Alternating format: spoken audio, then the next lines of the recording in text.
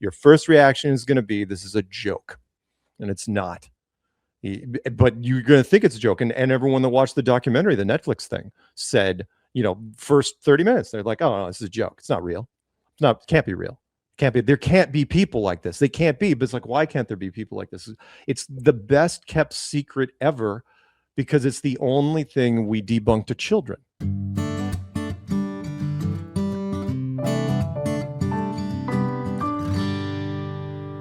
Welcome back to If I'm Really Honest. As always, I hope that I've brought you someone that you don't fully agree with, because those are the people that we can usually learn the most about, either about ourselves or about our world, and sometimes both. You undoubtedly already know today's guest because you've probably seen Behind the Curve, the critically acclaimed Netflix documentary that broke the internet. The main character is one Mark Sargent, a lovably sincere leader among flat earthers. That is, people who believe the earth is flat.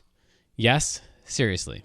And you're probably thinking, that's so stupid. I mean, what about this thing over here that proves that the earth isn't flat? Well, I can guarantee you two things. One, Mark isn't stupid. And two, whatever you're thinking about, his community has already addressed it. I have so much to say about this interview, and it's not what you think. So this will be the first episode ever that will also have a companion reaction video over on our YouTube channel. That way I can skip all that stuff here and just get on to the interview already. I will remind you of this much here, that this podcast is a place where ignorance isn't punished, curiosity is rewarded, and conflict doesn't mean contempt. So, for what I do around here, I'm more interested in learning from the experience of my fellow Homo sapiens than fighting about who has the most factual facts inside of their fact holders. If you hear him saying something that you think I should have fact-checked, then I think Mark and I would both agree you should go research it and find out for yourself. I won't be fighting with you in the comments about the shape of the Earth. I think it's a globe.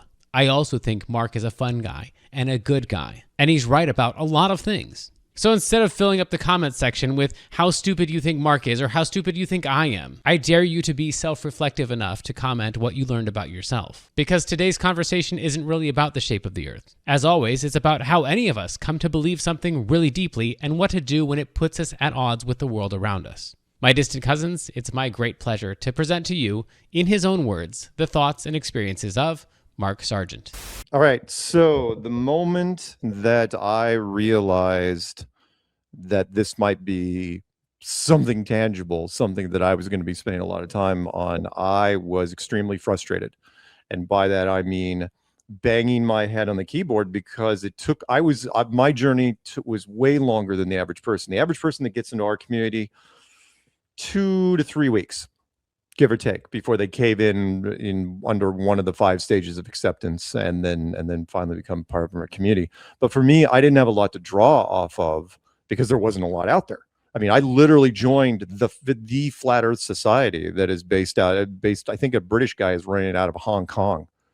And I looked at it for 9 months. Did not think for a second that it was going to be something. But after 9 months, I had that realization moment the day before I made the clues. For context, The Clues are a collection of videos from Mark Sargent that arguably kicked off this whole flat earth resurgence. There are 15 of them. They average just 10 minutes each. So you can watch all of them at double speed like I did and be caught up on the most compelling evidence for flat earth in just under an hour and a half. I've put a link to the playlist in the description. I would recommend you check them out. I guarantee you'll learn something. I mean, you'll at least learn how to avoid strawmanning the flat earth position. The day before I made the clues, before I made the flat earth clues and put it out on the internet, it wasn't even despair. It was this acceptance. I mean, it is called the 5 stages of acceptance. Like, really? I mean, I'm staring at my screen going, yeah. Really, we're going to do this. And I'm just going, no, it can't be. It can't be. If I had a wall, if I was close to a wall, I would have just punched my head through a wall, because it was so incredibly frustrating that I could not solve this puzzle, which is like, it's easy. Again, that's why, the documentary, it's such an easy puzzle to solve. It's kind of, what it is? It reminds me of a child's toy, like a Hellraiser box, but made for a child, which is kind of a weird comparison. And you see someone playing with it on a park bench, and they've got this furrowed brow, like they're looking at it, they can't solve it. And you're laughing from a distance, idiot. This is the easiest toy in the world. He finally gives up and slams it down on the bench and walks away. And you walk up casually. It's like, oh my God. It's like, I can't believe. Fine, stupid little thing. And you know, I should be able to turn it this way or this way. And finally, after a few minutes, you're going, why, stupid toy, why doesn't this thing work? And after a while, the more time you spend on it, the more you eventually have this realization. It's like, well, you put yourself in that person's shoes. It's like, holy smokes, I can understand why this guy's going crazy. And then after a while, a whole new thing hits you, which is, if this is real, then it's a very, very big thing. Very big. I mean, paradigm shifting thing. And so, yeah, very, very frustrating. But there's the other side to it. Was once you get past that, once you get past the bargaining of acceptance, it's like, well, and then which is why I put the challenge out to everybody. The very next day, it's like, okay, internet, show me where I screwed up, because I've solved a lot of weird things in my life. I used to, sorry, not to go off on a tangent, but I used to be a software tester. In fact, I started out in the gaming community. So not only was I a game tester, I was a game breaker. Software guys, developer guys came to me. It's like, break this. And I was, oh, that sounds like a wager. And I would blue screen games for fun. And I mean, there's still bugs in games that I even save for myself. Games that if I'm not working for the company, I take pride in finding little nooks and crannies that I'd like hold for myself. It's like, I'm not telling anybody this one. This one's all for me. So I can show people. So yeah, there you go. Very much frustration. So to dive a little bit deeper into the frustration, or the frustration is that you're not able to solve this thing that you think is solvable. Yes. Is that right? And you're expecting, when you tell everybody about this puzzle, you're expecting them to fix this for you. Is that right? Yes, absolutely. I mean, the internet hive mind. Okay, to quote again, pop culture, Men in Black, right? A person is smart. People are dumb, panicky, dangerous animals, and you know it, right? But the first part is very, very true, which is all it takes. And I have made this joke a million times. It's like, all it takes is one freaking nerd at 3 a.m. in his underwear in the middle of Nebraska to find something you haven't looked at. And then all of a sudden it changes stuff. You know, one person. No, you know what? I'll give you two quick examples. Lord of the Rings, the very first Lord of the Rings movie. A lot of people don't know this, which was when they were leaving the Shire. You know, Sam and Frodo, when they were leaving the Shire. I don't know if you know this story. Yeah. But there was a highway running. There was a road running in the upper right corner of the screen, and there was a white car driving through it. Oops. That made it all the way to the theatrical cut. Think of the amount of people that movie went through. I mean, Peter Jackson's a hell of a director. The editors and the sound people and the music people went all the way through, made it past the focus groups to the theater. And then one guy who happened to be reaching down for his popcorn lifts its heads up, and he's not looking in the right direction for whatever reason. He's like, hey, I shouldn't be there, right? And that's all it took. That's all it took to find that one thing. And they had to frickin' bring the theatrical cuts back and recut it, right? That's all it takes. And then the other one I had was what? Okay. The other one was this, which was, in fact, this is a girl. So I love pop culture. I love movies. I love television, and I love reaction channels, right? You know, I've got my favorites that are out there, and I was watching this channel that I never watched before, because I liked seeing if the younger generations respond to movies, kind of like the same. Do they have the same take on it that I did? Has anything changed? And this girl from a channel called Basic Wit Reacts. But hey there, YouTube basics. Welcome back to the channel. It's this interesting girl that's got a kind of a lisp to her voice. She kind of talks out of the side of her mouth like Drew Barrymore. If you remember, if you know how Drew sounds, and people have made fun of Drew, and I don't even know this girl knows she's doing it. And I was going, what is this, Drew Barrymore's cousin? What the hell's happening? And she was reviewing Terminator 2, you know, one of the greatest science fiction movies, and arguably one of the best sequels of all time, probably next to Aliens. And I don't know if you remember Terminator 2 very well, but well, there was this wonderful scene where the Arnold's character meets the new Terminator in the hallway, and the kids in the middle, you don't know who's good or bad, and they flip the script on you, and it's like, no, Arnold's good in this one, right? But he's carrying, but he's not armed, and the cop that's playing the other Terminator is, and Arnold's got a shotgun hidden in this box of flowers, right? And he's walking, and I've watched this scene hundreds of times, right? I've seen this scene, and I've seen lots of people review it. It's like, oh, that's kind of a cool scene. And this girl's watching this movie, and she has never seen it before. And she goes, Is the gun in this roses box? I feel like it is. and she didn't even know what she had said. He had a gun in that roses box. Gun in this roses, gun in this roses, gun in this roses. Well, James Cameron is a huge Guns N' Roses fan. And the only mainstream track in that entire soundtrack was Guns N' Roses, You Should Be Mine. They had just played it not even 10 minutes freaking earlier. And it's like, holy smoke, she found an Easter egg that I have never heard anyone even talk about. And that's because everyone else talked about it in a different context, a different perspective. Right. Which was, oh, he's got a shotgun in the flowers box. And she just, the way she said, gun in that roses box. Gun in this roses. I mean, instantly, it was like, oh my God, seriously. And the worst part was she didn't even know. Right. He didn't even know. It just glossed right past her. It's like, because and of course he was a huge fan because it was one of the few music videos that Arnold was in. He actually showed up at the end of that Guns N' Roses MTV video. Wow. So anyway, why did I bring that up? Individuals are smart. Individuals are smart, and individuals will catch something in the internet hive mind. Just by law of averages, will find something. Someone is going to catch, which is why I've always accused NASA is in such trouble all the time, because I always do live broadcasts and live streams. And it's like, dude, you do not want to do it, especially every year since the internet came out, because there's someone who's going to stare at it in a different way than everybody else, and they're going to see it. And once they see it, as the line goes, everything on the internet sticks.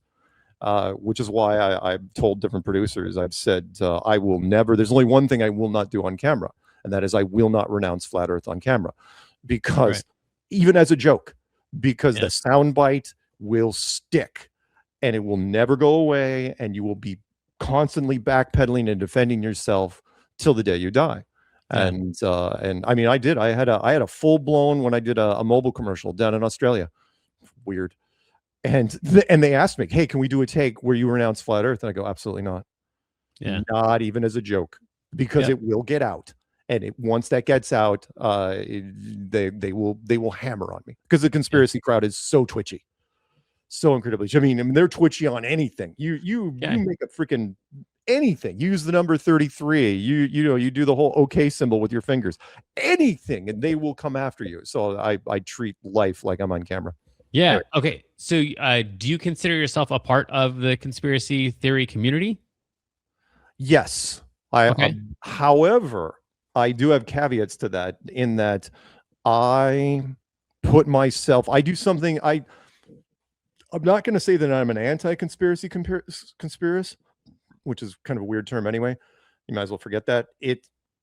But I put myself in the other people's shoes, which is in another life. I absolutely, given in different timelines, I absolutely would have worked for a think tank, for the military industrial complex. I absolutely would have worked for some sort of, I'm the guy that roots for the men, not just the Men in Black, but like the X-Files, the smoking man room, where they make decisions. It's like, because for me, it's always about, do the ends justify the means? And so I don't look at just whatever conspiracy say, oh, that's a horrible thing, and we should get rid of those people. I look and I go, why did you do that exactly? What's your angle? Because they don't do it for no reason. They don't do it because they've got handlebar mustaches and black hats, and do things like they don't do it for that. They're doing it because usually for the greater good, for the empire, which is why I criticize America. And look. Hey, I love this country, but I'm a realist in that it's like, oh no, we're going full Star Wars empire this year. It's like, oh no, Venezuela, Ecuador, Iran. Oh, we're working on that, and the other things, and the America, and only part of it is numerology, and look, it's America 250. And I called it last year. I go, you wait, this year in 2026, we are going for freaking broke. We are going full Star Wars empire, American dominance. We're doing it because we couldn't do it back in 1976. You're only alive for 2 of the centennials. So yeah, in another life, sorry, back to your question. In another life, I absolutely would have been on the other side. So Yeah. when I look at conspiracies, I mean, yeah, I may condemn them, but I'm also realistic. It's like, okay, do the means, do the ends justify the means? Yeah. If you do you sacrifice? Do you not send reinforcements to the Alamo? Let that fort get overrun, and then parlay that into a battle cry that gets you trillions of dollars in real estate. Trillions. Texas, New Mexico, Arizona, California, those little places, right? 4 entire states for one fort. Not much. You ask anybody, do not tell me, sorry, I want to keep this one brief, which was, do not ever tell me you can't put a price on human life. No, of course, you can't put a price on your loved ones because they're your loved ones. But the powers that be, oh no, they'll make that call for you, which is you can put a price on human life. We do it all the time. Pawns are on the chessboard for a reason. Yeah. Yeah. So then, to take us all the way back to that moment, still, I'm still stuck back there. When you realize that things seem wrong, seem really wrong, is there any fear or anything like? Are you considering what all this means about everything else? Because this changes everything for you, right? Yeah. Oh no. I mean, it changed part of the reason I was banging my head on the keyboard is because now you have to reevaluate. There's 2 things that happen. One, you have to reevaluate where your place in the universe. And for me, the first thing was, all right, well, I may not be able to define God per se, but at the same time, I respect all religions equally now because, I think they all have a piece of the same puzzle. And I also think they also have a responsibility to each other to acknowledge that they have a piece in the same puzzle instead of saying, my peace-loving God is better than your peace-loving God. And if you say otherwise, I will kill you. Of course, yes. Which is weird. And the other part is you have to reevaluate every conspiracy you've ever dismissed up until that point. I had to, and everybody's told me that has gotten into flat Earth because flat Earth is this overarching umbrella, like an umbrella insurance coverage over everything that's inside it. In fact, I remember the 9/11 crowd was coming at me because I was diminishing the value of 9/11, which they consider to be the biggest conspiracy in the world. And I said, look, all respect.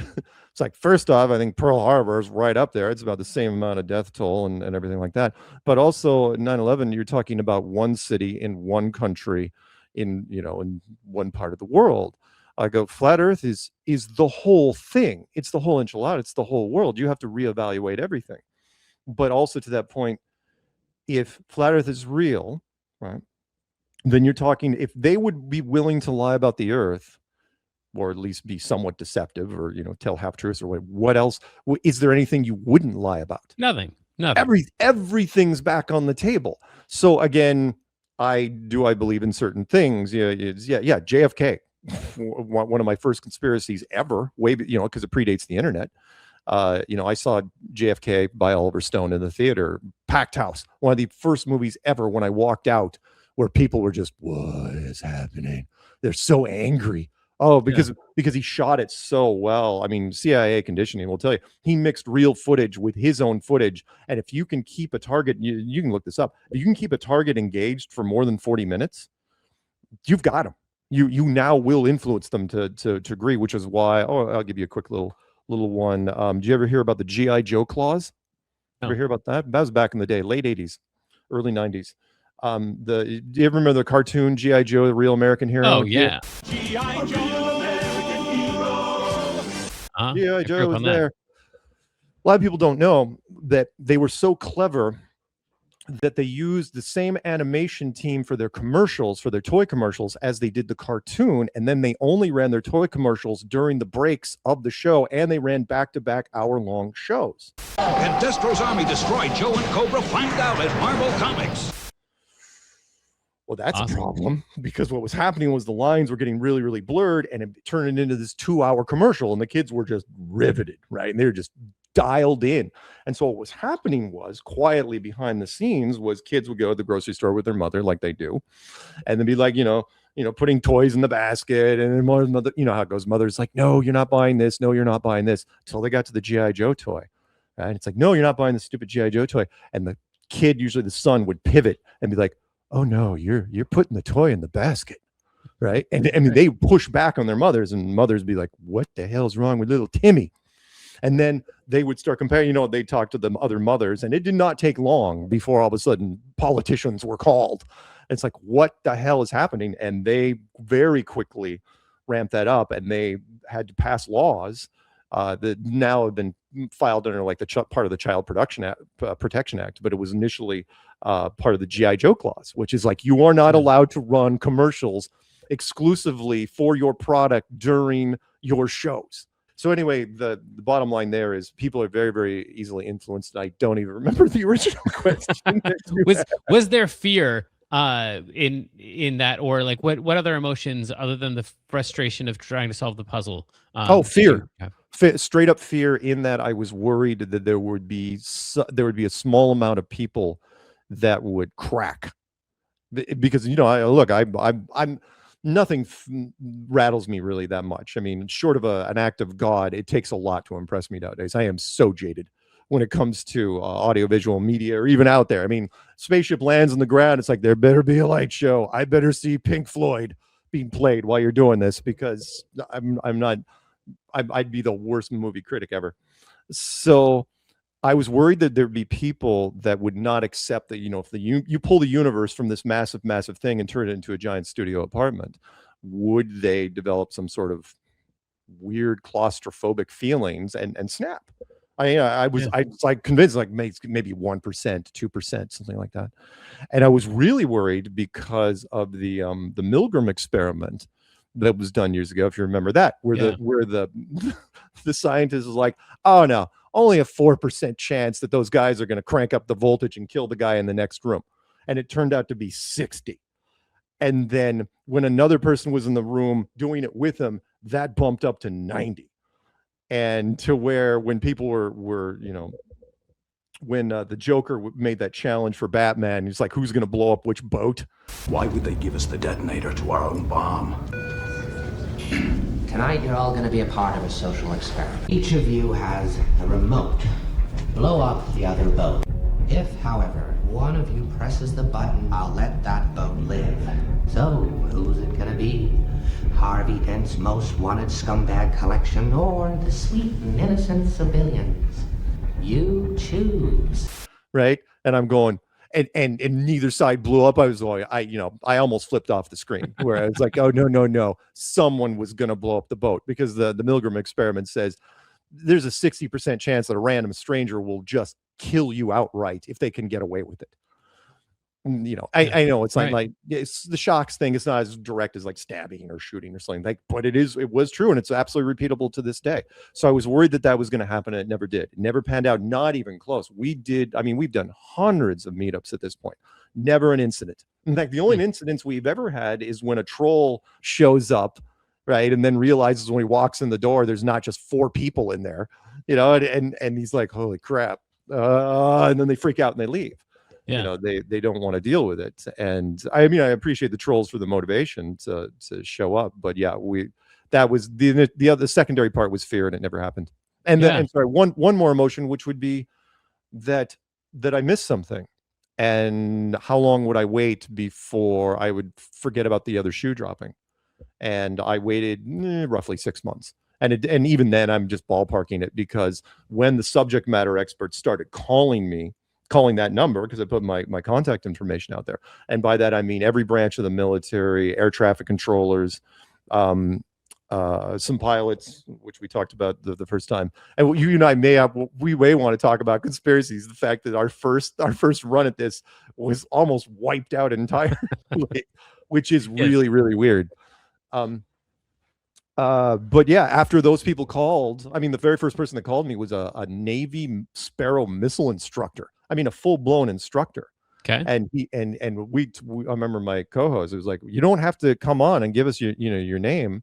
He's like, no, I want to do this. Now, I knew he had double motivation, which was he was not going to lose either way. If he came on and really went gangbusters, he could write and he was thrown out for a Section 8. He could write his own book. I was thrown out for being a flat earther. Oh my God, thing writes itself. or it doesn't do anything, and then he can retire whenever he wants to retire. And that's what happened. He nobody came after him, and which was surprising. And then all these other military guys is like, well, that Navy guy can do it. And then all these people came out and started talking to me, which was great. And so I compiled that list. And so all three levels of fear just evaporated in less than 6 months. Yeah. I mean, it sounds to me like there's more fear on your part for other people than for your own safety. No, not me. I just wanted, I did. What I didn't want to happen was somebody to like turn it into, well, again, you don't know, but you have to, why not take the chance, right? It's like, and I'm not treating it like when they, the first atomic weapon test where one of the scientists is like, it could ignite the atmosphere. Yeah, let's do it anyway. Right. Because who's going to yell at us if it goes wrong? And so that's, I kind of treat it like that. It's like, well, why not? You don't, the Kurt Russell line from Big Trouble in Little China, you don't know till you try. Is there anything that you currently have to hide in order to maintain relationships, or does this play a role in the relationships that you wish you could have? Or yeah, it does. Unfortunately, the paradigm shift is so great. I mean, seriously, it'd be about the same as but it's worse than being of a different religion, right? Yeah, if you're Hindu and the other guy's Muslim, or I don't know, just take your pick. One of the other five. It rarely works out. Rarely works out. And so with this, it's such a big thing, and it's going to come up in so many conversations where if the person standing next to you is not in on it, whoever's across from you is going to be looking at them. Is like, are you okay with this guy being, being this? So I have only dated flat Earth women since this thing came out, and I mean only. And it has been, I mean, some have been more enthusiastic than others, and you never know what exactly their motivation is. But it has been, but they've all been wonderful. And it's, I met most of them at events, and it helps. I mean, it's such an interesting topic that it kind of gives me more social street cred, if it sounds about right. Women like interesting, and they don't like boring. What was that stupid thing I heard? The woman's ultimate man is like billionaire werewolf, something like that. And I'm going, that sounds about right. Super rich but dangerous. Yes, and passionate. Yeah. What about other relationships, other friendships? Do you have a lot of round Earth friends, and did it come up? No. In fact, I'll give you my class. No, it doesn't come up, or no, you don't have them? Well, no, it doesn't. I don't really have them anymore. My round Earth friends, my ball Earth, my globe Earth friends. Is that the right name for it? Yeah, I mean, again, don't forget that round can be two-dimensional. Sure, as well. That's fair. So, and by the way, that's one of our dead giveaways, and we know whoever we're talking to isn't a flat earther. It's absolutely, it's spot on dead giveaway. We all catch it. As soon as saying, oh, no, I'm not down with the round. And it's like, okay, let me see what you're trying to do there. So we can spot trolls. Most people can spot trolls faster than I can, because I give people the benefit of the doubt. But my globe friends, like, for example, when I did my class reunion last summer, they we had a nice time drinking, caught up and talked to, but how many of them called me after the reunion? I think one. And I think she was the organizer. Nobody else from and these are people I grew up with. Didn't call me. Now, granted, they have their own lives. I've never been married. They've been married. These are people I didn't really talk to much anyway. Most of my friends now, 90% of them are tied to my community in some way, shape, or form. They are part of the speaker circle, part of the content creators, part of the forums. Take your pick. They're all over the place, and I talk to them on a regular basis. And really, that's what you're trading when you do it, which is why would you talk to the globe people when the people that you're bouncing stuff off of? I don't necessarily want to call it an echo chamber, but sometimes it is. The people that give you the positive reinforcement, that's what it is. One of those what is those old saying, avoid negative people. Not to say the globalists are, but if they push back against you, and one of the big drawbacks of being in flat earth is you do not get to know when somebody flips. And I've had to teach that lesson over and over. We want the satisfaction of talking to somebody and all of a sudden that you can see the light go on their Right. head, right? Yep. Because and we misplace the time. It's like, dude, it took you 4 weeks to get here and you think you can do it with somebody over a cup of coffee. Yeah. You absolutely cannot, which is why every holiday season I have to tell people, it's like, don't go to Thanksgiving and sit down at the table. It's like, hey, Brad, what have you been doing lately? It's like, let me tell you what I've been doing. I've been into flat earth. And you think the table would be like, really? Tell me more. Lean in. Oh, no. It's the exact opposite. It's crickets all the way around. Yeah. And people are looking at you. It's like, is Brad okay? Does he need medical assistance? You don't know. And that is the big, so I have to warn people every time. But that's the confidence it gives you. Yeah. Right. Well, okay. So do you feel like you would be friends with a globalist, but they're not really willing to be friends with you? That's a tough question.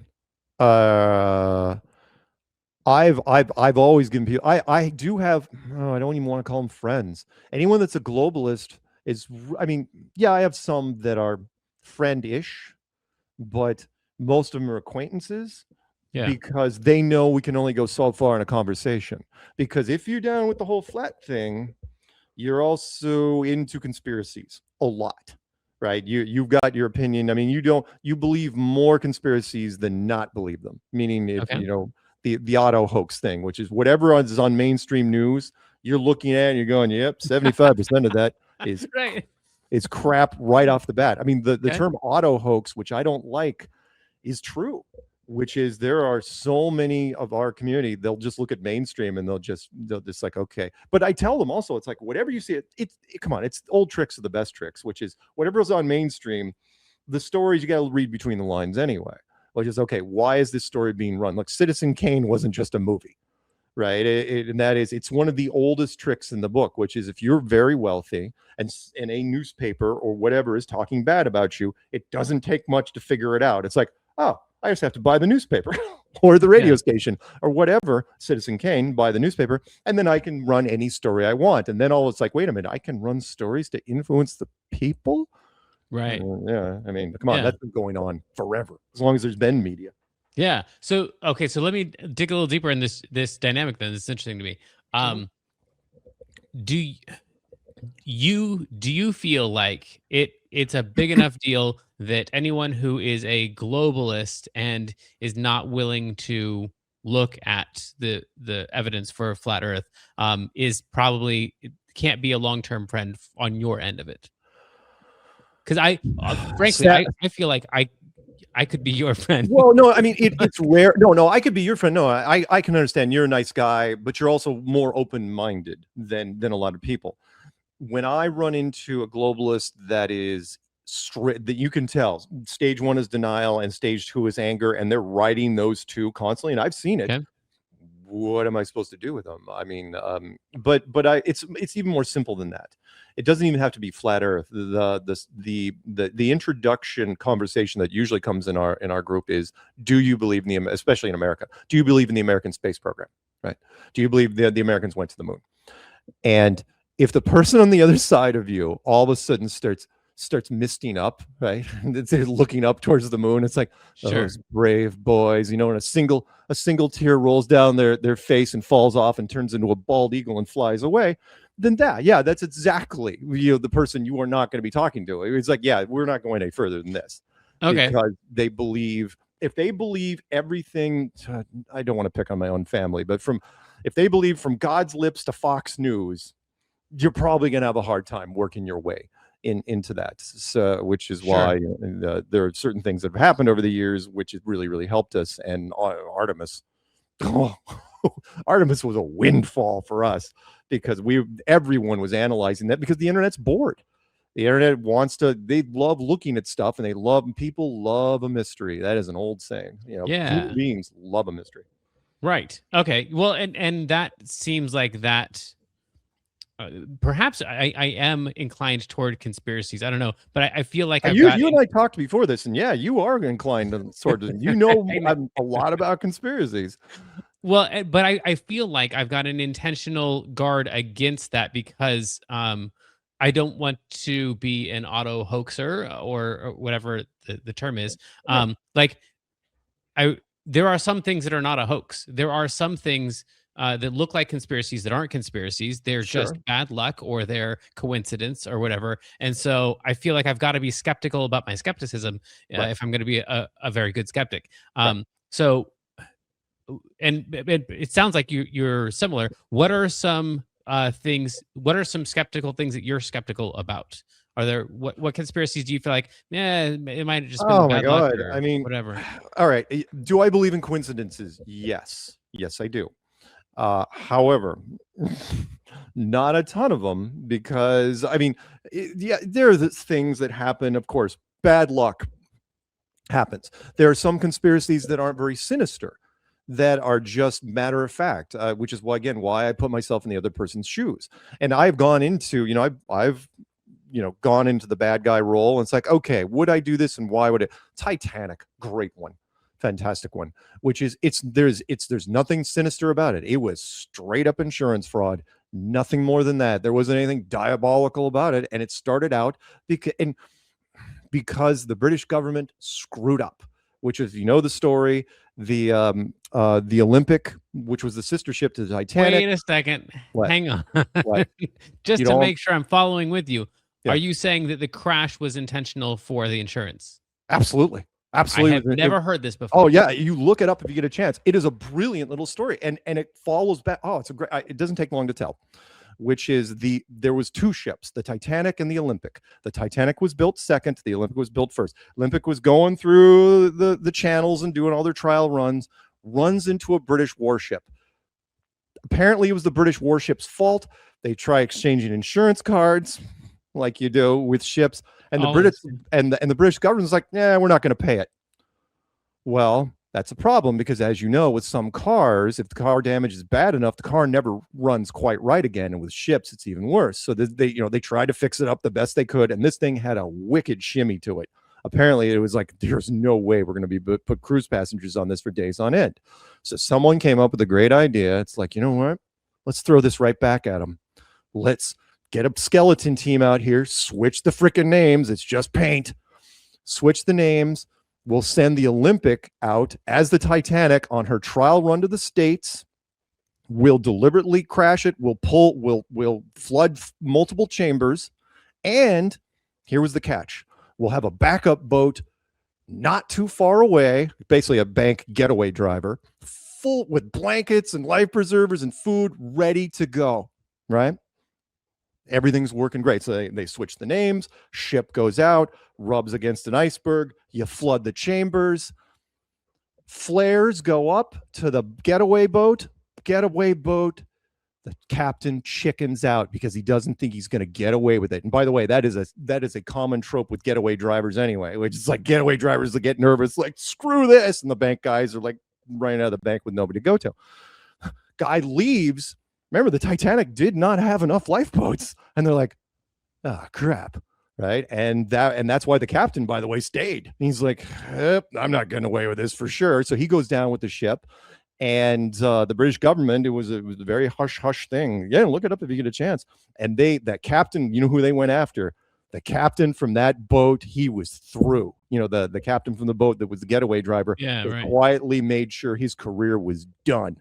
They made him they should have just straight up hung him, and they didn't but it was just insurance fraud, which was like, look, we need to recover our losses. If they do not recover if they have to scuttle the Olympic, the company's done anyway.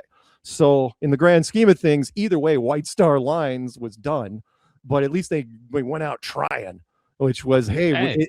And the plan would have worked. Not steal movie lines again, but the plan was good. The plan would have worked. And all it took was one guy to screw up. So yeah, that one, am I skeptical? But yeah, because I would have done the same thing. Look, with White Star, it's like, we're not going freaking bankrupt just because they won't pay our freaking repair bill. We got to do something. We can't just sit here and just fold. And so they went for it. Other conspiracies. I mean, here's the thing that frustrates me about conspiracies. Unless they're media sanctioned, and if they're media sanctioned, they're not conspiracies anymore, right? They're either scandals, if nobody dies, or they're tragedies. But wait, hang on. I want to follow you on that. If if it's media sanctioned, Yeah. meaning that the media Media runs it, an actual conspiracy. So like we all know there's conspiracies in business and politics and sports and entertainment, and yes, Right. even science and journalism. We all know this. Private relationships everywhere. Oh yeah, there's come on. conspiracies. The very definition of conspiracy is if 3 or more people generally either conspire, like I was charged with it back in the day with the whole fireworks thing, when you conspire to do something illegal or unethical, right? So when Enron did its thing, when they found a way to bypass a huge amount of tax, it became the most corrupt oil and gas company in the world. It was the Enron scandal, right? Of course, the bigger scandal was that they paid Arthur Andersen, one of the biggest accounting firms in the world, $1 million a day to cook the books. And then when they got caught, Arthur Andersen had to fold because it's their reputation. It's like, oh wait, so you're not an honest accounting company? Yeah, not anymore. Little things like let's do a fluffy one. The John Elway, Tom Brady Deflategate. Yeah. Great one, right? Which is at the competitive level. When you get up to competitive levels, you know this. Lance Armstrong. Okay, of course. When you get up, it's like the Vince Lombardi from the Lombardi Trophy. One of his famous quotes ever is winning isn't everything. It's the only thing. When you get up to a certain level, I know this because I won a world tournament in pinball because I found an exploit and I didn't tell anybody and I won the world tournament and I got hired by the company and I never could tell them because they would have fired me on the spot. And the same thing again with Tom Brady. Did Tom Brady need to control the inflation rate of the football? No, but it was a mental edge. Turns out that when he finally got to, throw balls that were inflated properly, didn't make any damn difference. But when it comes to professional people, it's like it's always it's in your head. It's in like sports, if you feel confident, you're going to be confident. And so when they figured it out, and it's like, oh wait, who were the two guys that were in charge of that? Oh, it was John Elway and Tom Brady. Oh, I'm sorry, not John Elway. Indianapolis Colts. Manning. Sorry, Peyton Manning. Right. Yeah. Sorry, John Elway. No, that's a whole nother thing. Peyton Manning, he just retires. Right at the end of the year, it's like, oh, so I'm going to retire now. Goodbye, everybody. It's like, well, we can't go after him. And then Tom Brady, his lawyer, is like, delete your phone right now. Delete your freaking phone. And he did. And then they had money backing him up, and they're like, fine, we're not going to go after you. Right? Little things like that. Are there other coincidences? Sure. But there are the big ones I like. Again, sacrificing the battleship Maine. Right, sink the battleship Maine and then blame it on the Spanish, the weakened empire, and then you take the Philippines, Guam, and Puerto Rico like that, so fast that there were armed outposts that didn't even know we were at war with them. As Teddy Roosevelt called it, a fine little war, because we just rolled in. We could have taken Cuba at the same time, and we didn't. American tricks, letting Custer go down. Right. And part of that was, he wasn't well loved in the military. It's like, you know what? He deserves it. Screw him. And he went down, and they used that motivation to then develop huge sweeping policies over the Native American world, because everyone's like, oh, remember Custer, and so on and so on. Are you going to ask me like which ones I don't? That was my intent originally. Yeah. Well, I mean, or just where does your what was the word you used? Auto hoax. Yeah. Where does your auto hoax turn? What makes you not that person? Or where does your skepticism end? If people are getting worked up about it, where it's going to take a long time for for example, the big Book of Revelation crowd. That goes on to the whole digital currency. We're not going to be doing cash anymore. Great one. People have been saying that. I have heard the Chicken Little version of that. We're not going to number of the beasts. It's like cash still has a place because of illegal activities. And because there's so many illegal activities that run off of cash, it's like, look, you're not going to be buying a whole bunch of keys of Coke with like a Squarespace or whatever they use, with crypto. You're just not going to be doing it. So as long as cash is used for under the table stuff, your digital currency world, number of the beast, blah blah blah, is not going to take place. And again, remember, I am old enough to where I've heard this for decades now. Every other year, someone is going on, and if I had to hear, okay, a lot of it's repetitive, which is I don't think you know who you're talking to. But so my dad was the actor in the movie Thief in the Night about the Mark of the Beast. But it's going to happen. One of these days, Christ is going to come back for his own. After that, it's going to be pretty awful here on earth. But to the Christian, it's something we look forward to. The non-Christian is waiting for the end of life and doom. The believer is waiting to meet the one who gave us life. The mark of the beast is probably some kind of identification mark based on the number 666. It says in the Bible that people won't be able to buy or sell anything without it. Holy smokes, really? Yeah, I'm all you're in my wheelhouse Thief now. of the Night? Oh my God. Wait, you know Okay. the movie Thief in the Night? I do. Oh, my dad is the piano player. I wish we'd all been ready. Holy smokes. You'll have to send me a picture of him because yeah, well, again, I grew up in an evangelical Christian home You've been left behind.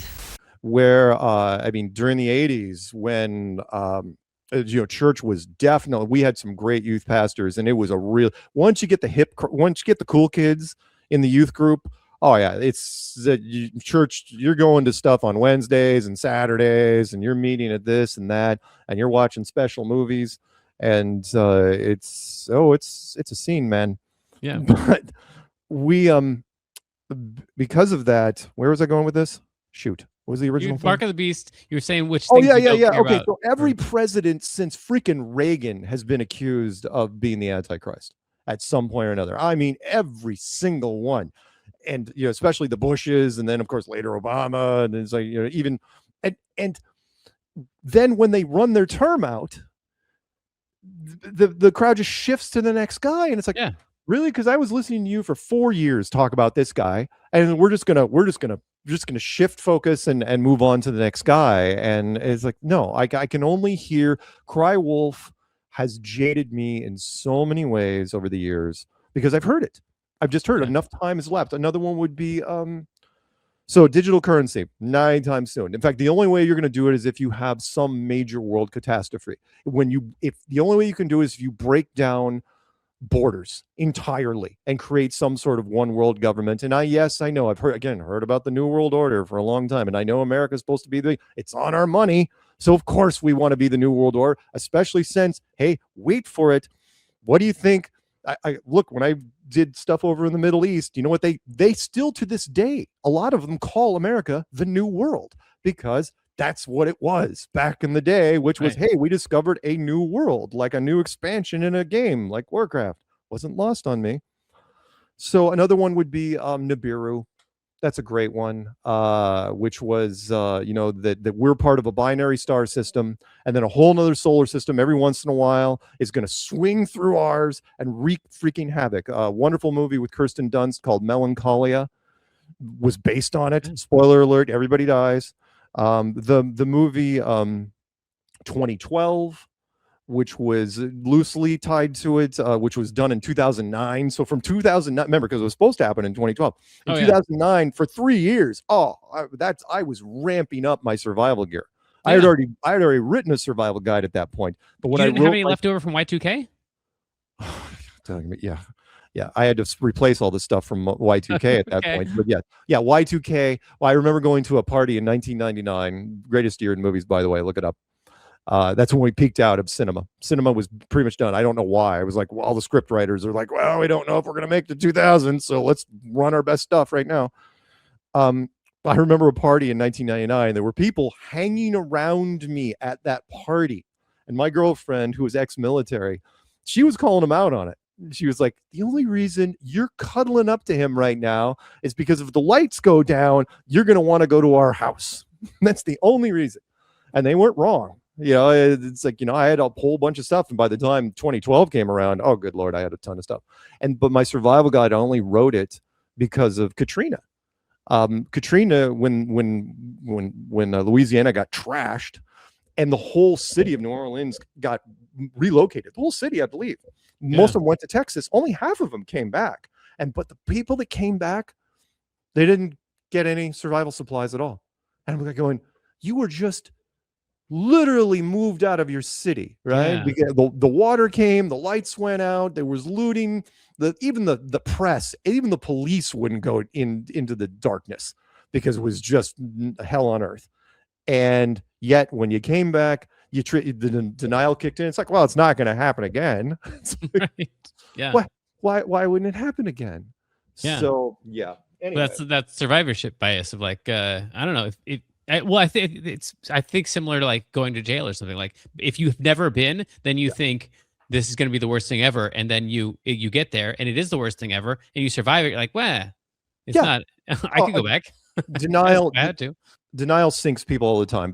I remember people that doctors. I've had doctor friends that say, when they do like stomach stapling, which I don't think they're going to do anymore now because of Ozempic, but when they did stomach stapling, they would tell them, it's like, you will try to beat the system on this. You will try to eat, and you're basically going to throw up. You're going to eat till you throw up. We're telling you, you can only eat this much every 15 minutes, and every 100% of the time, they'd be like, nah, no, it'll be fine. Wave it off, and get sick at the restaurant. It's like, idiots, freaking idiots. Anyway, yeah. Go ahead. Okay, well, let's go back to the relationships. That's an interesting dynamic to me. So then you're basically all of your friends and certainly lovers are in the flat Earth community. Do you feel an animosity from the globe earthers, globists?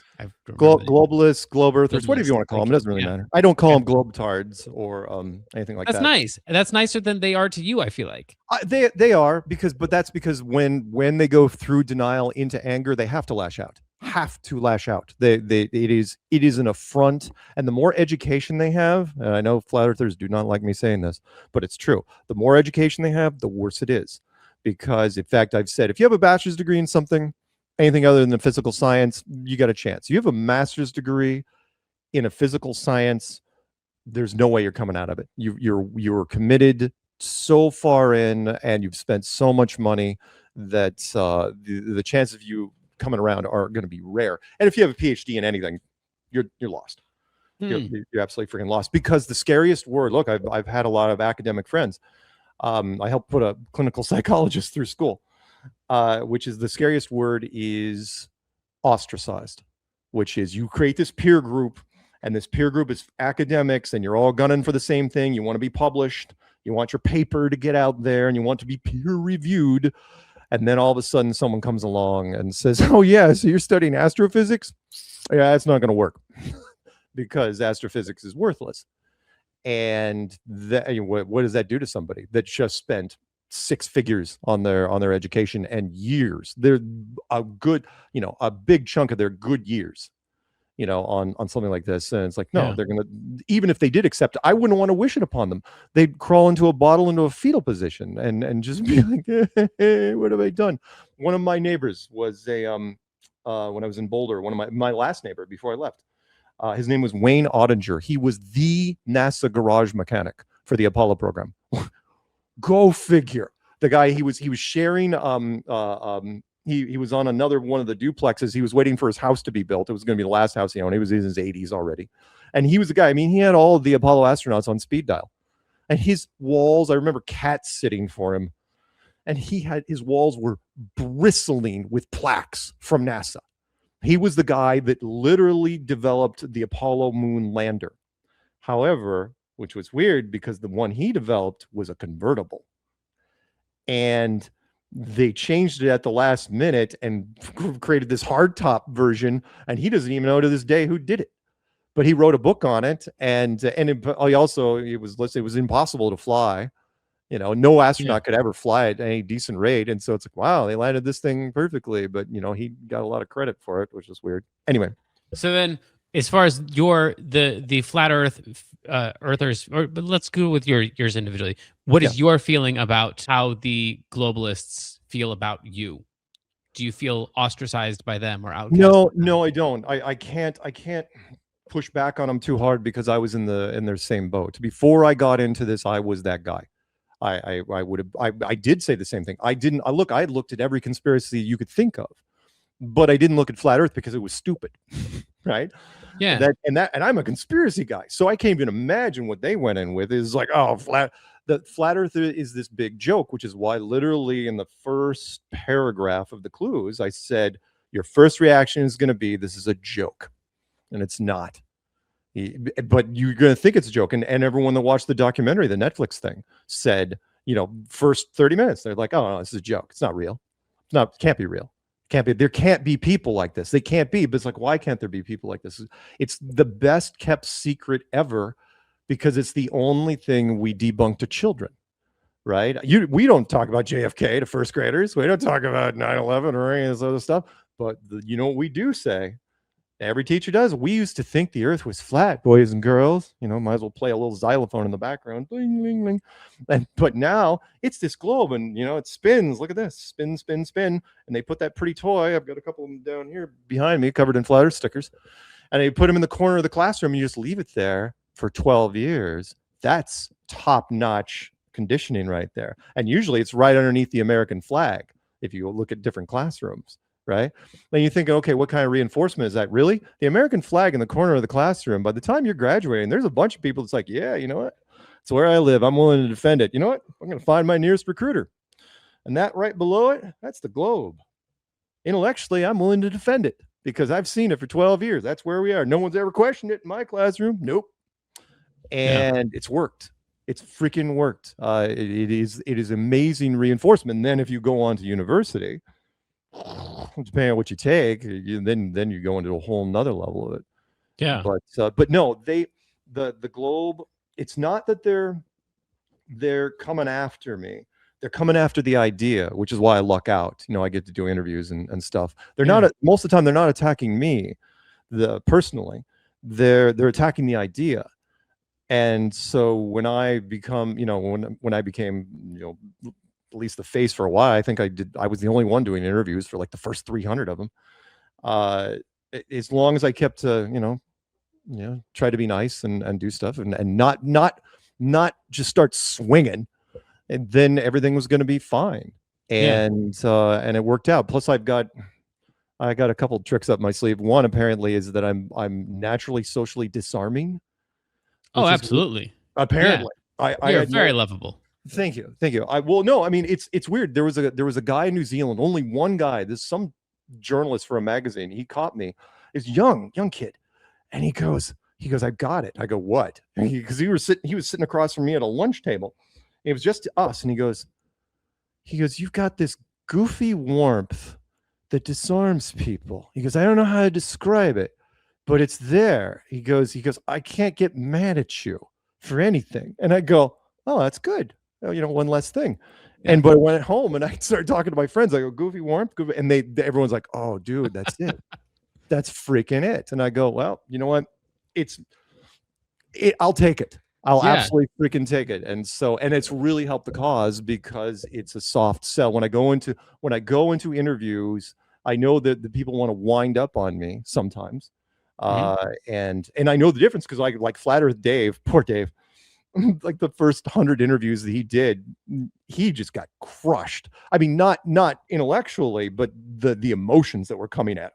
People were just, and he had to develop this really tough skin. And then he came up with this whole thing. It's like, I'm just going to hit them with so much content and videos and stuff so quickly, they won't be able, by the time they even think of how to come at me, I'm going to be 6 videos in. And then they can never catch up. And it's like, but in my case, I couldn't afford to do that because I was doing a lot of audio stuff and radio stuff. And it's like, I can't do visual stuff I don't have to. We have now turned, and I'll use the George Orwell quote, which you'll appreciate. George Orwell, 1984, who said in a 1946 article that he goes, if you go on, remember, he wasn't one of us, but he goes, you go on the street and you ask anyone how the world is a globe, how they know the world is a globe, they'd be like, we know, it's known, it's a given, right? And you really say, how do you know? And then the wheels start grinding, because then all of a sudden they realize it's not that they know, is that they were told. Remember in 1946, NASA wasn't even founded until 1958. How did everybody in the world know it was a globe in 1946? There was no space program. It's because they were told. And then and the point was, he was going, we've gotten to the stage now where science, in 1946 was really ramping up. He goes, that people will defer to the men in the lab coats just because they have the lab coats. And I have seen it myself. It's like, yeah, you obviously are more intelligent than me. Therefore, whatever you say, I'm good. People shortchange their intellect, especially when they get intimidated by someone that calls themselves doctor, even though they're not a doctor of medicine, right? Or they've got a PhD, right, and they love saying that the fact that they have a PhD. And it's like, just because you have a PhD, no, I know some really dumb people that have master's degrees, and the occasional PhD that, yeah, they've got a lot of confidence, but not a lot to back it up. And to that point, why haven't I got a whole bunch of PhDs that have called me or written me or sent me things? I'd love to talk to them, and most of them won't, because they consider it lowering themselves. And I've said this, and I don't want to sound again like a cult leader when I say this, but I've said, unless you come up with a version of the solar system that's as easy to understand as the flat Earth model, you're going to lose by attrition. Because and science is like, well, I don't have to make it more simple because that lowers the tone of the room and blah blah blah. I'm going, no, you don't get it. The general public, I don't care about you. I don't have to convince you. I'm going to go after your family and your friends and your coworkers and the kids. We're going to take them all, and all it's going to be left is you in the middle of an island. That's and I know it sounds sinister when I say this, but it's true. But it's more of a challenge to science. Like, dude, I'm warning you in advance. You have to do this. If you do not do this, the general public is going to go with our model. And your response, and some of theirs might be, well, just because it's easy doesn't mean it's right. I go, no, but it means it's easy. And as we all know, what we found out over the last 50, 60 years is if it's easier, that's what the public is drawn to. It doesn't matter if you think you've got it locked down with math, with calculus and trig and quantum theory and oh God, all that stuff. We will take it because people, again, texting, such a great example. Texting is not a more efficient way to communicate. No offense if you text a lot, but come on, I grew up where phone calls. So when I was doing tech support for years and years, we was phone calls. When they switched over to the chat thing, it's like, oh no, the reason why we created this massive wall of emoticons is because texting wasn't enough. And yet there's still people, because it's emotionally easier. I mean, there's couples that start and finish entire relationships with texting. That's just, know how that bugs me. Anyway, sorry, I ramble. We largely agree on that. There's less being said. It's more efficient if you have less to say. Or if you're texting somebody even more than like 5 times back and forth. I've called family members out. I was like, look, pick up the freaking phone. I have told people, I go, if I get it more than 3 texts from you in a row, I may read them, but I'm calling you. And when I call them, just blows their mind. It's almost like they're talking to an alien. And it's like, who is calling me? Well, you called me, and I was like, my phone is ringing? I didn't know it did that. There you go. Yeah, when you say text me, it's like, oh, no. We are calling right now. Yeah. Okay, so then a couple of questions here. How confident are you on a scale from 1 to 1,000 that the Earth is flat? Just so you know, kids, it was 100 the last time we talked. It started out as 10. It started as 10, then you took it to 100. Now it's 1 to 1,000. I would say 996, because it's divisible by 3. And the only reason I'm not 100% confident is because nobody's accepted my challenges, which is there's a couple things that I could use to take it to 100%. But the challenge is, but I can't do it by myself. One would be, again, put a camera of any kind, decent quality, on the top of a capsule that's going to leave orbit, hint, hint, Artemis, point it at the ground, let the sucker go, and then leave the camera running and let us be able to analyze the footage. You don't even have to live stream it. That was another thing, by the way, which was why are you live streaming all the footage when you have all these wonderful hard drives on the freaking capsule? You could be recording locally on this and then downloading them when you get home, but that's fine. You don't want to listen to me. You didn't hire me for the think tank, so screw you. The other one would be the vacuum chamber test, which I put out there for years, which was loan me a spacesuit from any era. Funny that you keep changing the spacesuits, even though they all work perfect. They got a perfect track record. No one's ever gotten hurt in one. So put me in a spacesuit, put me in a vacuum chamber, pull the switch, and tell me what happens. Tell me how I don't die. Because the vacuum chamber should expand that spacesuit. Everything pressurized in a vacuum chamber will continue to expand until it goes tight as a drum and then explodes. You can look this up all day long on YouTube. The only object ever that's never happened to is a spacesuit. And no one questions it. And it's a brilliant move, by the way, which is, remember, a spacesuit is basically just a balloon that a person's in. Well, the pressure on the outside, if it's 14 pounds per square inch, 14.7, on the outside it's 0, the pressure difference is going to be massive, freaking massive. And it's going to turn into a parade float. They'll tip over and they'll die. But that doesn't happen. And I know why. In fact, you can look this up. It is not secret information. The early spacesuits they were designing in the 1950s and even into the early 1960s were heavy aluminum and plastic. They were bulky. They looked like something out of a B movie. And watching these guys, these astronauts, walk around in these things was painful. And then they realized, it's like, we can't climb ladders in these things. The spaceship we'd have to build to put these guys in. I mean, it's like clunk, clunk, clunk. But the reason why is because they needed to be rigid to survive the pressure thing. And then somebody, God bless this man, whoever came up with the idea, I hope they gave you an island and a whole bunch of beautiful women to lick your toes. Because what happened was somebody said, and I can prove this, which is somebody said, just give him a soft suit. What do you mean a soft suit? It's like, yeah. We'll just do a soft suit. We'll shoot it in freaking slow motion. It'll work. Why? Because we don't teach general physics in high school. Nobody cares about physics. Everyone joins the football team and the band and everything. Physics club, math club, chess club, all super small with nerds. No one's going to give a crap. We don't teach people enough physics to understand. It's true. I never even took a physics class when I was in high school. So, and then it'll work because we'll put it on television and people will be like, well, there it is. And so when I go to other countries and I talk to people and it blows my mind. Again, America, hey, go team USA, we're the best. I get that. But it's like, hey, people, random audience that I'm staring at in Sweden, why do you think the Americans went to the moon? Right? I don't care what country it is. They all say the exact same thing. They say, well, because it was on television. And you guys would never lie about something like that. Your media would never lie about something like that. And I just stare at them with xylophone eyes. And I'm like, what? Link, link, link. I go, what are you talking about? I go, this is America. Do you not know us at all? I go, we lie about anything we can to put us in a better light. That's exactly what we would do, would lie about that. And they just don't understand.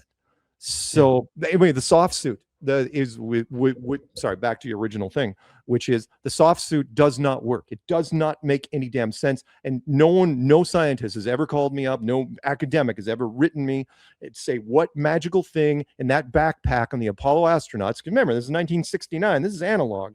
Tell me what magical thing in that backpack kept the astronauts from dying against the vacuum of space. I don't care about heating and cooling and oxygen and carbon and all that other crap. Tell me what that happened. And sorry, one more thing, since we're on that, you know what, let's just throw this out there, just the heck of it. There's so many things rattling around my head, which is, you know anybody that scuba dives? No. Okay, but you know the concept, right? I want to get Okay, you have an oxygen tank, you have a nitrogen tank. Again, the average person doesn't know. And by the way, I'd love to grill an astronaut in this because I know they're going to forget, which is what we're breathing in right now is not nothing, right? And it's also not oxygen for the most part. It's only 20% oxygen and 80% nitrogen, an inert gas, right? This is why when you go down and scuba dive, it's 80-20, but usually they crank it up to 70-30. And you're saying, well, why don't they just make it 100% oxygen? Because 100% oxygen, actually anything over 40% oxygen to humans is toxic. It'll burn your lungs right out. 100% oxygen, they only use in emergencies. And even then it's like, if we use this, he's not going to be breathing right ever again. So when you're scuba diving, the only thing you care about, ask any scuba diver, is that freaking gauge, right? It shows you how many minutes of air you have left. It's all you care about. You're constantly staring at it. Constantly. It's like, I got 16 minutes. I can pick up some more shells or whatever. And when you get down to below 10, people are like, okay, we got to get the hell out of here, right? You know who never, ever talked about oxygen? Ever? The astronauts. Apollo never brought it up. It never came up. Didn't matter how far they were away from the capsule, how far away in that stupid dune buggy that was running at half frame rate. because when you slow things, remember that's a 70s trick from 70s sci-fi. Steve Austin, $6 Million Man. You just cut the frame rate in half and it makes you look like you're going in slow motion. That's all you do. You double the frame rate. Seriously, you watch any of the Apollo stuff, just double the frame rate. It'll look like they're just running around normal. It is one of the oldest tricks in the book, and it was the only trick they had. The question is, when you're taking a dune buggy 3 miles away from the capsule, you should know exactly how much air you have, and you should be talking to your buddy because you're going to be consuming air slightly differently. And if something happens with that dune buggy, for example, which is just ridiculous, how long would it take you to get back, walking back to that capsule? And would you be panicking? Because remember, you can't run because then you'd be using more air. It never, ever came up. Ever. I have yet to find a transmission. It's like, oh, we only got 16 minutes of air left. We should stop playing golf. Whatever. Just dumb. Anyway, sorry. Where was it going? I was off in the weeds. I don't know. I was asking about your confidence level, and you were saying, oh yeah, 99.6% or 996. Yeah, and again, between those two tests, that would do it. The capsule, the camera on the capsule has never happened in the history of space travel. It should have happened accidentally in either Gemini or Mercury or Apollo or any of the space station stuff, or the freaking Tesla Roadster in space. Never happened. And Artemis 1 never happened. Remember, that was unmanned. And Artemis 2, it didn't happen. And we knew. And people were like, why are you so happy about Artemis? It's because we've been prepping for this thing for years, waiting for this one. So every single glitch, everything they did wrong, we just wiped out. In fact, the press conference that she did yesterday, I will remember after this one. I will send you the link. It's luckily they'll get these guys out of the public eye. I don't think they're going to be naming any schools after them or anything. But I do know this. I do know this for an absolute fact. After what I saw during Artemis 2, again, NASA, if you're listening, and don't kill this recording too, you will never ever be able to do a moonwalk ever again in the modern era, because the transmission, you can remember, you're going to have to set up the cameras and people are going to be staring at it, and we will find the weaknesses in the story. It'll be worse, and you're going to be handcuffed because you're going to have to make it look as almost identical as the Apollo missions. The thing they really stuck with is no stars in space. That's the big one. It's just killing them. Which is, they have the tech now. They now have the computer power to pull it off, stars in space, because everything will line up right. You couldn't do stars in space in 1969 because it would be too much of a pain in the ass. Again, one nerd in his underwear in Nebraska be like, Orion shouldn't be over there. It's 10:30 a.m. Greenwich time, and Orion's behind them. So why? And so somebody, again, brilliant, whoever, it's like because all it takes is one guy, whoever's running that meeting. It's like, yeah, no stars. Just freaking stars. Well, how do we explain? It's like, no stars. Just freaking no stars. We'll say it's an exposure setting. Well, yeah, but what if the cameras get better? It's like, doesn't matter. So now we have 2026 cameras, which can see infinitely better than the human eye, and yet they won't change the exposure. They won't tweak it. We can go predator vision, ultraviolet, infrared, all this stuff. No stars in space. Nope. Ever. Okay. Hang on, I want to go back because there was something you said earlier that was really intriguing to me about someone's conversion rate, about how like you can't expect them to come in, in one day, and you can't go to Thanksgiving and convert somebody. Oh no, you can't. Right. It is the crux of it. Is the biggest weakness of the flat Earth message, which is when you flip. I didn't have to do it because I was in 9 months. I knew the pain I went through.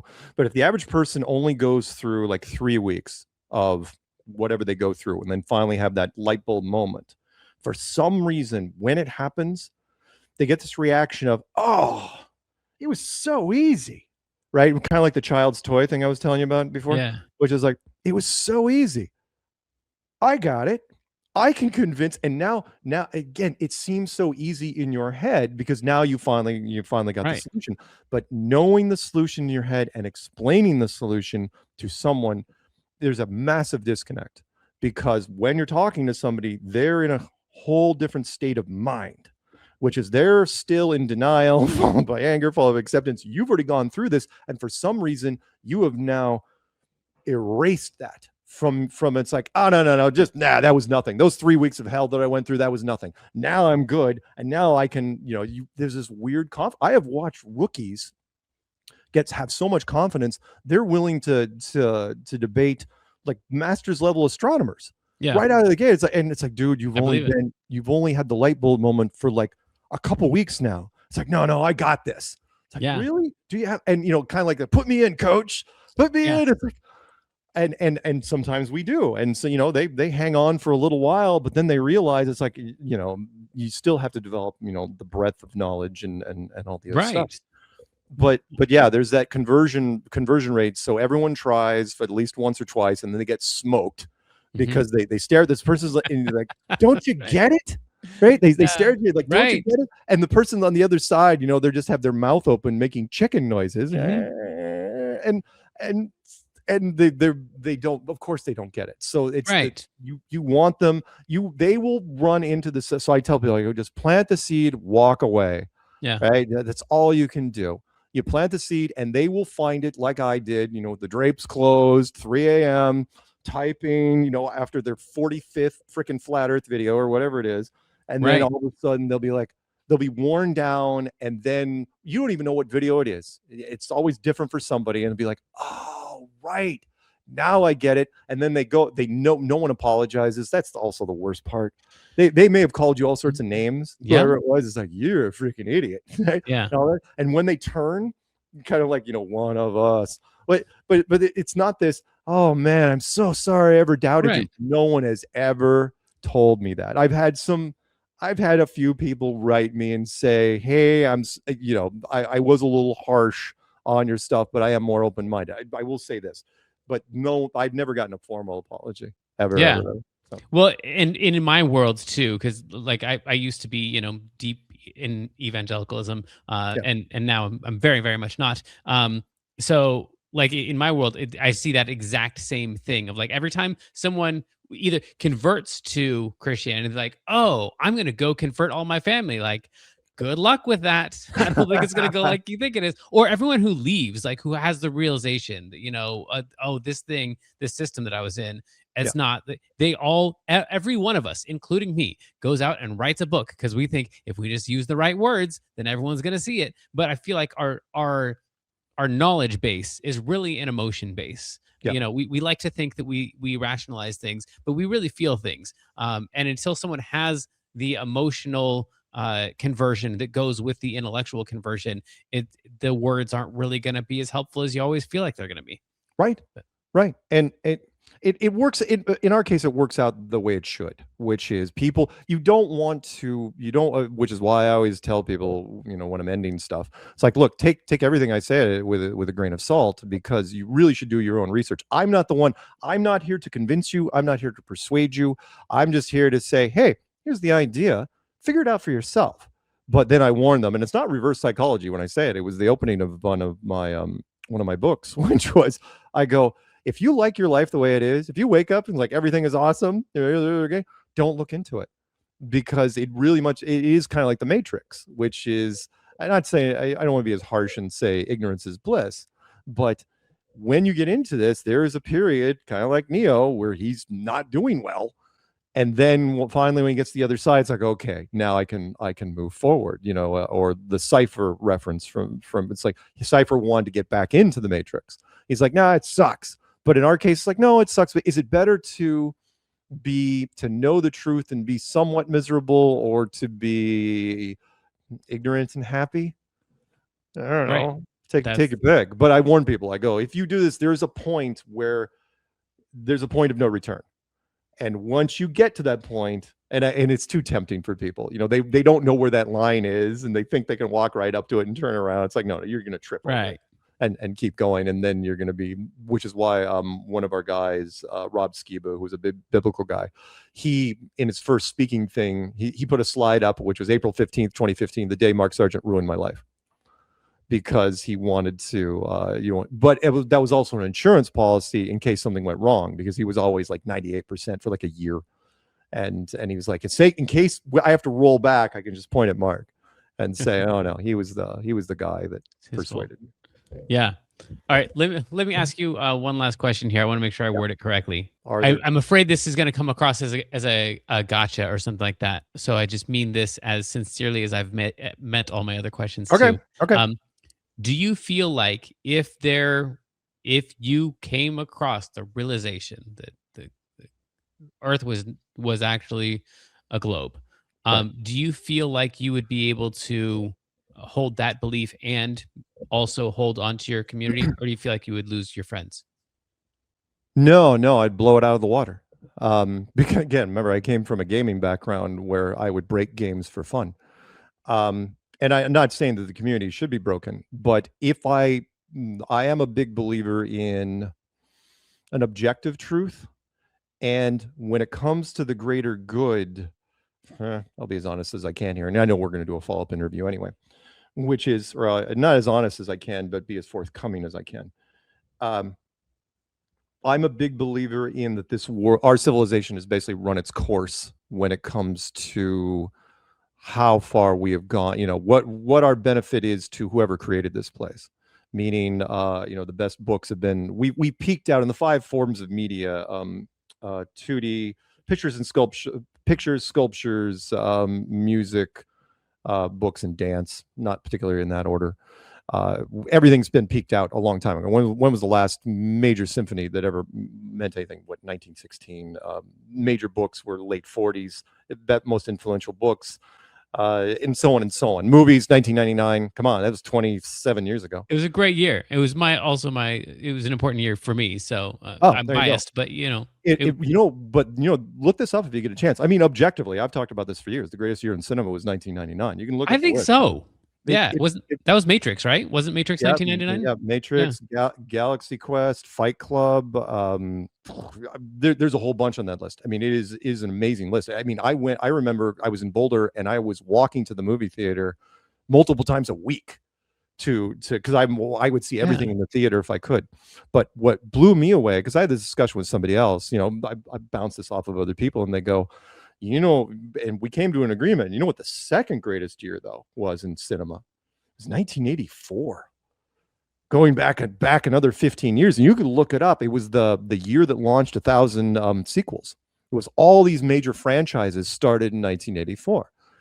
And the point was we've gone. Our civilization's peaked. That shouldn't be a shock to anyone. The lifestyle, the American experiment is pretty much over. The opportunities that the Gen X had, we caught the tail end of it, and every generation afterwards seems to be having some way more difficulties. The world is not a great place.